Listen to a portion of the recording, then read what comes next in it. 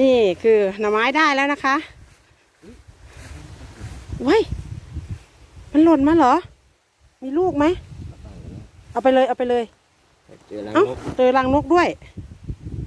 มีลูกไหมข้างในดูดิมันหล่นมาจากไหนอะมีลูกด้วยไหนมีลูกอยู่ข้างในมีลูกอยู่ข้างในไหนดูฟองมามีมองไม่เห็นว่ะโอ้ยตายแล้ว